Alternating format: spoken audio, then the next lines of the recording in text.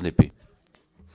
Oui, Monsieur le Président, Madame la rapporteure, Mesdames, Messieurs, mes chers collègues, féliciter le travail qui a été fait par notre rapporteur, qui s'appuyait également sur l'action engagée par notre collègue Chantal Berthelot, présidente du comité stratégique, donc sur un sujet particulièrement important, sujet que nous avions déjà abordé ici d'une manière assez approfondie en commission, en accueillant le 12 février 2014 Monsieur Éric Chaumillon, enseignant-chercheur à l'Université de La Rochelle, qui travaille sur littoral, environnement et société, et donc qui nous rappelait qu'il y avait urgence, puisque 24% du littoral métropolitain subit une érosion, et que surtout, ça vient d'être dit, mais je pense qu'il ne faut pas perdre de vue ces chiffres, 23% des terres urbanisées sont situées à moins de 250 mètres des côtes, et puis ça vient d'être rappelé, le niveau de la mer s'élève, et que si depuis 6000 ans, c'est 1 mm par an, en France, eh bien, la progression est de 1,5 cm jusqu'à 2 mm pour atteindre 3 mm par an, avec les conséquences qui viennent d'être rappelées, peut-être 55 cm. Donc cette loi est vraiment, il faut prendre ça en perspective, est vraiment nécessaire.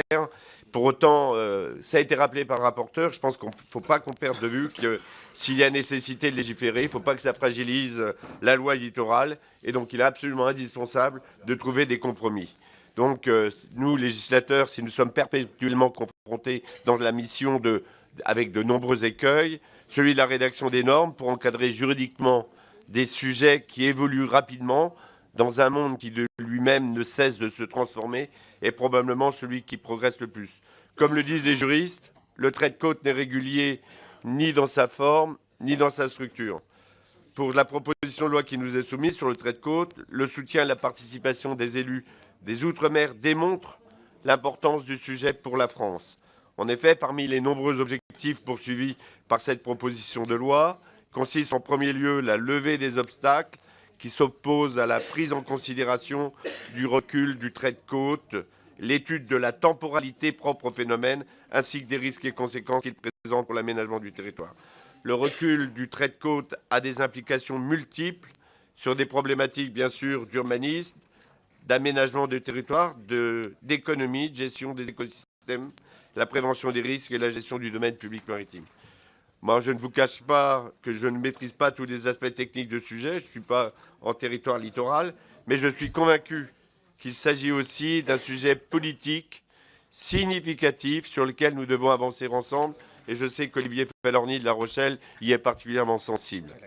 Il ne s'agit pas de multiplier les contraintes juridiques, n'est-ce pas Olivier, pour les collectivités et les acteurs socio-professionnels, mais le risque existe et il faut le prévenir. Je reprends volontiers les propos d'Éric Chaumillon que connaît Olivier Falorni, chercheur à La Rochelle en géologie maritime, qui résume le problème en ces termes. En somme, la question que pose la montée du niveau des océans est une question de bon sens. Est-on prêt à défendre à tout prix tous les territoires que l'on a gagnés sur la mer? Ne devrait-on pas évoluer d'un esprit de conquête vers un esprit d'adaptation?